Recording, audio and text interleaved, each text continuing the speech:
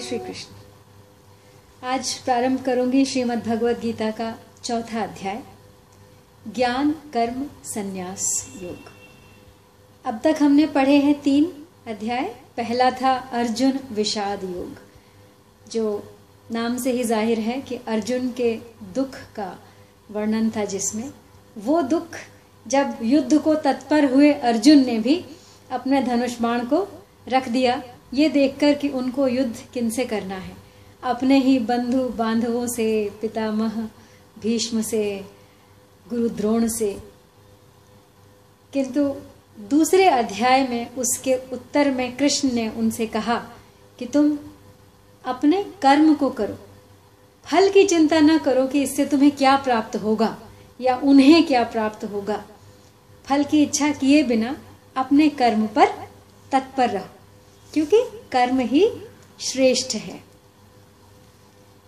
फिर तीसरे अध्याय कर्म योग में कृष्ण ने उनको ये बताया कि कर्म करना क्यों आवश्यक है। जब अर्जुन ने उनसे एक बार पूछा कि यदि कर्म करना है तो ऐसा घोर कर्म क्यों, तो आप मुझे ऐसे घोर कर्म में क्यों लगा रहे हो। तब कृष्ण ने बताया कि कर्म कैसे करने चाहिए और कर्म क्यों करना चाहिए। यानी सृष्टि का ये जो चक्र निरंतर चलता रहता है, वो हम सब के कर्मों की ही वजह से है। तो हर व्यक्ति, हर प्राणी यदि अपना अपना जो कर्तव्य निहित है करता रहे, तो सृष्टि चक्र हमेशा संतुलित बना रहेगा। ये जो असंतुलन है, ये सब इसी वजह से है कि सब अपने अपने कर्मों को सुचारू रूप से नहीं कर रहे हैं। उनमें कोई ना कोई विघ्न है, बाधा है, अकर्तव्य है। और दूसरी बात ये बताई कि कर्म कैसे करने चाहिए। कर्म निष्काम होकर, राग द्वेष रहित होकर, और फल तो स्वतः आएगा, फल की इच्छा किए बिना करके, और यदि फल जो भी हो उसमें समान रहकर, सुख दुख में एक समान रहकर। तो इस प्रकार पहले 3 अध्यायों का सार मैंने आपको बताया। अब चौथा प्रारंभ करती हूँ, ज्ञान कर्म संन्यास योग।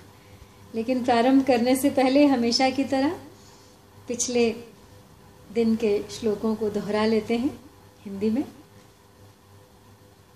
जो दोष बुद्धि विहीन मानव नित्य श्रद्धा युक्त हैं, मेरे सुमत अनुसार करके कर्म वे नर मुक्त हैं। जो दोषदर्शी मूढ़ मत मानते मेरा नहीं, वे सर्व ज्ञान विमूढ़ नर नित नष्ट जानो सब कहीं। वर्ते सदा अपनी प्रकृति अनुसार ज्ञान निधान भी, निग्रह करेगा क्या। प्रकृति अनुसार है प्राणी सभी, अपने विषय में इंद्रियों को राग भी है द्वेष भी। ये शत्रु हैं वश में न इनके, चाहिए आना कभी। ऊंचे सुलभ पर धर्म से निज विगुण धर्म महान है, पर धर्म भयप्रद मृत्यु भी निज धर्म में कल्याण है। तब अर्जुन ने कहा, भगवन कहो करना नहीं नर चाहता जब आप है, फिर कौन बल से खींच कर उससे कराता पाप है। तब भगवान कहते हैं, पैदा रजोगुण से हुआ यह काम ही यह क्रोध ही, पेटू महापापी कराता पाप है बैरी यही। ज्यों गर्भ झिल्ली से, धुएं से आग शीशा धूल से, यूं काम रहता ढका है ज्ञान भी आमूल से। यह काम शत्रु महान नित्य अतृप्त अग्नि समान है, इससे ढका कौन्तेय सारे ज्ञानियों का ज्ञान है। मन इंद्रियों में बुद्धि में यह वास वैरी नित करे, इनके सहारे ज्ञान ढक जीवात्म को मोहित करे। इंद्रिय दमन करके करो फिर नाश शत्रु महान का, पापी सदा यह नाशकारी ज्ञान का विज्ञान का। हैं श्रेष्ठ इंद्रिय इंद्रियों से पार्थ, मन मारो परे मन से परे फिर बुद्धि, आत्मा बुद्धि से जानो परे। यूं बुद्धि से आत्मा परे है, जान इसके ज्ञान को, मन वश्य करके जीत दुर्जय, काम शत्रु महान को। तो इसके साथ ही तीसरा अध्याय पूर्णतः समाप्त। अब चौथा अध्याय प्रारंभ करती हूँ। श्री भगवान कहते हैं, इमं विवस्वते योगं प्रोक्तवानहमव्ययम्, विवस्वान मनवे प्राह, मनुरिक्ष्वाकवे अब्रवीत्। यानी मैंने इस अविनाशी योग कर्म योग को सूर्य से कहा था। फिर सूर्य ने अपने पुत्र वैवस्वत मनु से कहा और मनु ने अपने पुत्र राजा इक्ष्वाकु से कहा। यानी इमं विवस्वते योगम प्रोक्तवा नहम व्ययम, यानी भगवान ने जिन सूर्य मनु और इक्ष्वाकु राजाओं का उल्लेख किया है वे सभी गृहस्थ थे। उन्होंने गृहस्थाश्रम में रहते हुए ही कर्म योग के द्वारा परम सिद्धि प्राप्त की थी। अतः यहाँ के इमम अव्ययम योगम पदों का तात्पर्य पूर्व प्रकरण के अनुसार तथा राज परंपरा के अनुसार कर्म योग लेना ही उचित प्रतीत होता है। वास्तव में कर्तव्य कर्म का पालन करने में परिश्रम नहीं है, क्योंकि कर्तव्य कर्म सहज और स्वाभाविक रूप से होता है, क्योंकि यह स्वधर्म है। और परिश्रम तब होता है जब अहंता, आसक्ति, ममता, कामना से युक्त होकर, अर्थात अपने लिए जब हम कर्म करते हैं। इसलिए भगवान ने राजस कर्म को परिश्रम युक्त बताया है। जैसे भगवान के द्वारा प्राणी मात्र का हित होता है, ऐसे ही भगवान की शक्ति भी प्राणी मात्र के हित में ही निरंतर लगी हुई है। अब जिस प्रकार आकाशवाणी केंद्र के द्वारा प्रसारित विशेष शक्ति युक्त ध्वनि जब सब जगह फैल जाती है, पर रेडियो के द्वारा जिस नंबर पर उस ध्वनि से एकता या सजातीयता होती है, जहाँ पे फ्रीक्वेंसी मैच होती है, उस नंबर पर वह ध्वनि पकड़ में आ जाती है। इसी प्रकार जब कर्म योगी स्वार्थ भाव का त्याग करके केवल संसार मात्र के हित से भाव से ही समस्त कर्म करता है, तब सर्वव्यापी हितैषिणी शक्ति से उसकी एकता हो जाती है और उसके कर्मों में विलक्षणता अपने आप आ जाती है। तो भगवान की शक्ति से एकता होने से उसमें भगवान की शक्ति ही काम कर रही होती है और उस शक्ति के द्वारा ही लोगों का हित होता है। इसलिए कर्तव्य कर्म करने में न तो कोई बाधा लगती है और न परिश्रम का ही अनुभव होता है। तो अब कर्म योग में पराश्रय की भी आवश्यकता नहीं। जो परिस्थिति प्राप्त हो जाए उसी में कर्म योग का पालन कर लेना चाहिए। कर्म योग के अनुसार किसी के कार्य में आवश्यकता पड़ने पर सहायता कर देना सेवा है। जैसे किसी की गाड़ी खराब हो गई और वह उसे धक्का देने की कोशिश कर रहा है, अतः हम भी इस काम में उसकी मदद कर देते हैं, तो यह सेवा है। जो जानबूझकर कार्य को खोज कर सेवा करता है वह कर्म करता है, सेवा नहीं, क्योंकि ऐसा करने से उसका उद्देश्य परमार्थिक न रहकर लौकिक हो जाता है। सेवा वह है जो परिस्थिति के अनुरूप की जाए या हो जाए। कर्मयोगी न तो परिस्थिति बदलता है और न परिस्थिति ढूंढता है, वह तो प्राप्त परिस्थिति का सदुपयोग करता है। प्राप्त परिस्थिति का सदुपयोग ही कर्मयोग है। एवं परंपरा प्राप्तमिमं राजर्षयो विदुः, स काले नेह महता योगो नष्टः परंतप। यानी हे परंतप, हे अर्जुन, इस तरह परंपरा से प्राप्त इस कर्म योग को राजर्षियों ने जाना, परंतु बहुत समय बीत जाने के कारण वह योग इस मनुष्य लोक से लुप्त सा हो गया है। तो कहते हैं कि सूर्य, मनु, इक्ष्वाकु आदि राजाओं ने कर्मयोग को भली भांति जानकर उसका स्वयं भी आचरण किया और प्रजा से भी वैसा ही आचरण करवाया। इस प्रकार राजर्षियों में इस कर्मयोग की परंपरा चली। तो यह राजाओं क्षत्रियों की खास निजी विद्या है, इसलिए प्रत्येक राजा को यह विद्या जाननी चाहिए, क्योंकि राजा जैसा करेगा प्रजा वैसा ही अनुकरण करेगी। तो इसी प्रकार परिवार, समाज, गांव आदि के जो मुख्य व्यक्ति हैं उन्हें भी यह विद्या अवश्य जाननी चाहिए। प्राचीन काल में कर्मयोग को जानने वाले राजा लोग राज्य के भोगों में आसक्त हुए बिना सुचारू रूप से राज्य का संचालन करते थे। प्रजा के हित में उनकी स्वाभाविक प्रवृत्ति रहती थी। जिस प्रकार सहस्त्र गुना बरसाने के लिए सूर्य पृथ्वी से जल लिया करता है, पृथ्वी से ही जल लेता है और पृथ्वी को ही वापस दे देता है। तात्पर्य यह है कि वे राजा लोग प्रजा से कर आदि के रूप में लिए गए धन को प्रजा के ही हित में लगा देते थे। जैसे हम लोग टैक्सेस देते हैं और हम उस टैक्स का सरकार हमारे लिए ही प्रयोग करती है। अपने जीवन निर्वाह के लिए वे अलग खेती आदि काम करवाते थे। कर्मयोग का पालन करने के कारण उन राजाओं को विलक्षण ज्ञान और भक्ति स्वतः ही प्राप्त थी। यही कारण था कि प्राचीन काल में बड़े बड़े ऋषि भी ज्ञान प्राप्त करने के लिए उन राजाओं के पास जाया करते थे। जैसे श्री वेदव्यास जी के पुत्र शुकदेव जी भी ज्ञान प्राप्ति के लिए राजर्षि जनक के पास गए थे। तो भगवान कहते हैं कि कल्प के आदि में, जब कल्प प्रारंभ हुआ था, उसके शुरुआत में मैंने यह कर्मयोग सूर्य से कहा था, फिर परंपरा से इसे राजर्षियों ने जाना। अतः इसमें अंतर धीरे धीरे पड़ता गया, डाइल्यूट होता गया, और बहुत समय बीत जाने से अब यह योग इस मनुष्य लोक में लुप्त हो गया है। यही कारण है कि वर्तमान में इस कर्मयोग की बात सुनने तथा देखने में बहुत कम आती है।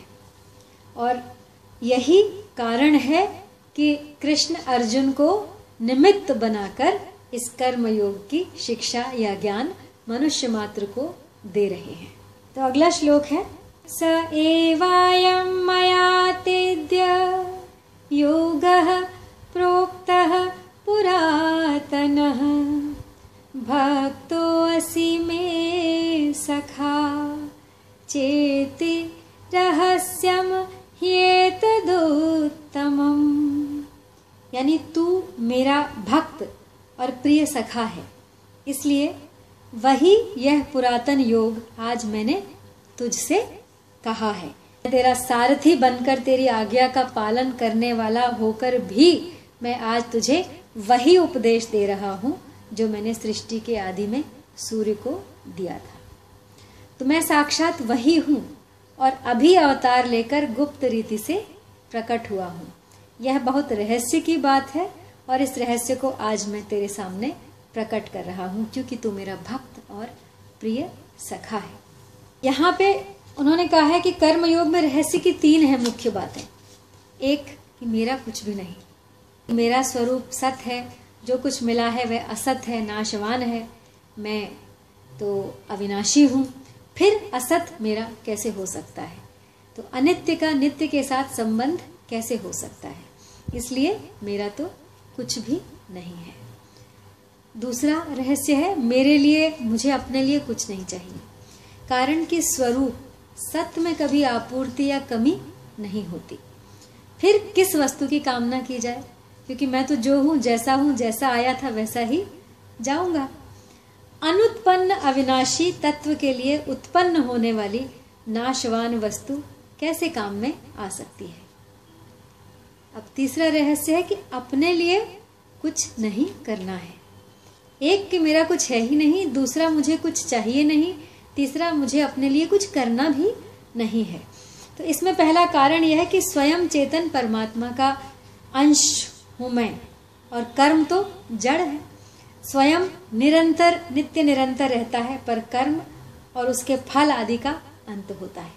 इसलिए अपने लिए कर्म करने से आदि अंत वाले कर्म और फल से अपना संबंध जुड़ जाता है, और कर्म और फल का तो अंत हो जाता है, पर उनका संग भीतर रह जाता है, जो जन्म मरण का कारण बनता है, जिसकी वजह से प्लस माइनस होता रहता है और इंसान अलग अलग योनियों में बार बार जन्म लेता रहता है। तो अब अर्जुन कह रहे हैं, उनमें ये जिज्ञासा जागृत होती है कि जो अभी मेरे सामने बैठे हैं, आपको तो मैंने देखा है, आपको मैं बचपन से जानता हूँ, तो आप तो तब थे ही नहीं, तो आपने सूर्य को उपदेश कैसे दे दिया? तब इस बात को समझाने के लिए भगवान अर्जुन से आगे के श्लोक में कहते हैं, अपरम भवतो जन्म परम जन्म विवस्वतः कथमेतद्विजानीयाम् त्वमादौ प्रोक्तवानिति। यानी आपका जन्म तो अभी का है और सूर्य का जन्म बहुत पुराना है, अतः आपने ही सृष्टि के आरंभ में सूर्य से यह योग कहा था, यह बात मैं कैसे मान लूं, मैं कैसे इसे सच समझूं? उनके प्रश्न का तात्पर्य यह है कि सूर्य को उपदेश देने के बाद से सूर्य वंश की मनु, इक्ष्वाकु आदि कई पीढ़ियां बीत चुकी हैं। इससे यह सिद्ध होता है कि आप तब भी थे। तो अर्जुन के प्रश्न के उत्तर में अपना अवतार रहस्य अब भगवान प्रकट करने से पहले अपनी सर्वज्ञता का दिग्दर्शन कराते हुए कहते हैं, बहूनि मे व्यतीतानि जन्मानि तव चार्जुन तान्यहं वेद सर्वाणि न त्वं वेत्थ परन्तप। हे परंतप, हे अर्जुन, मेरे और तेरे बहुत से जन्म हो चुके हैं, उन सब को मैं जानता हूँ, पर तू नहीं जानता। हम दोनों के अलग अलग जन्म होने के बावजूद भी हम दोनों के जन्म में अंतर है। संसार में ऐसे जाति स्मर जीव होते हैं जिनको अपने पूर्व जन्मों का ज्ञान होता है। ऐसे महापुरुष युज्जान योगी कहलाते हैं, जो साधना करके सिद्ध होते हैं। साधना में अभ्यास करते करते इनकी वृत्ति इतनी तेज हो जाती है कि ये जहां वृत्ति लगाते हैं वहीं का ज्ञान इनको हो जाता है। तो ऐसे योगी कुछ सीमा तक ही अपने पुराने जन्मों को जान सकते हैं, संपूर्ण जन्मों को नहीं। इसके विपरीत भगवान कहते हैं युक्त योगी, अपने आप को युक्त योगी कहते हैं, कि जो साधना किए बिना स्वतः सिद्ध नित्य योगी हैं। जन्मों को जानने के लिए उन्हें वृत्ति नहीं लगानी पड़ती, ध्यान नहीं लगाना पड़ता, प्रत्युत उन्हें अपने आप, अपने और जीवों के संपूर्ण जन्मों का स्वतः स्वाभाविक ज्ञान सदा से ही बना रहता है। उनके ज्ञान में भूत, भविष्य, वर्तमान का भी भेद नहीं है, प्रत्युत उनके अखंड ज्ञान में सभी कुछ सदा ही वर्तमान रहता है। कारण यह है कि भगवान संपूर्ण देश, काल, वस्तु, व्यक्ति, परिस्थिति आदि में पूर्ण रूप से विद्यमान रहते हुए भी इनसे सर्वथा अतीत रहते हैं। तो हम कैसे ही क्यों न हो, पर हैं भगवान के ज्ञान में। अब पूर्व श्लोक में भगवान ने बताया कि मेरे और तेरे बहुत जन्म हो चुके हैं। अब आगे के श्लोक में भगवान अपने जन्म की, यानी अपने अवतार की विलक्षणता बताते हैं। अजो अपि सन्नव्यात्मा भूतानामीश्वरो अपि सन् प्रकृतिं स्वामधिष्ठाय संभवाम्यात्ममायया। यानी मैं अजन्मा और अविनाशी स्वरूप होते हुए भी, संपूर्ण प्राणियों का ईश्वर होते हुए भी, अपनी प्रकृति को अधीन करके अपनी योग माया से प्रकट होता हूँ। साधारण मनुष्यों की तरह न तो मेरा जन्म है और न मेरा मरण ही है। मनुष्य जन्म लेते हैं और मर जाते हैं, परंतु मैं अजन्मा होते हुए भी प्रकट हो जाता हूँ और अविनाशी होते हुए भी अंतर्ध्यान हो जाता हूँ। प्रकट होना और अंतर्ध्यान होना दोनों ही मेरी अलौकिक लीलाएं हैं। तो अवतार के समय भगवान अपनी शुद्ध प्रकृति रूप शक्तियों सहित अवतरित होते हैं और अवतार काल में इन शक्तियों से वे काम लेते हैं।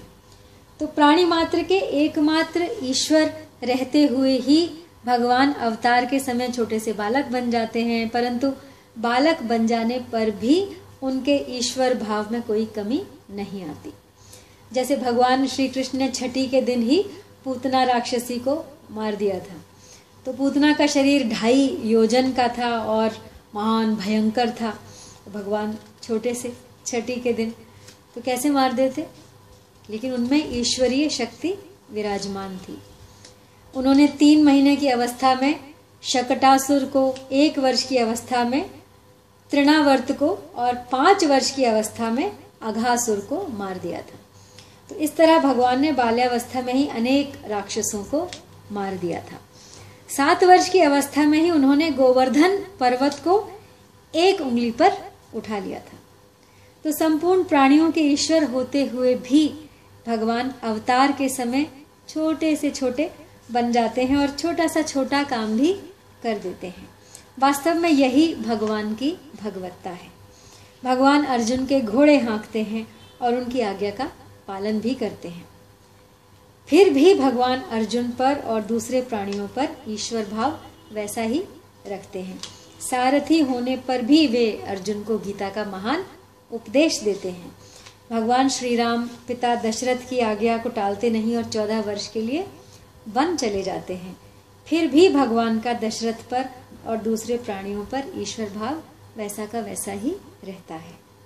परिशिष्ट भाव यह है कि भगवान प्रकृति की सहायता से ही क्रिया या लीला करते हैं, परंतु भगवान मनुष्य की तरह प्रकृति के अधीन नहीं होते।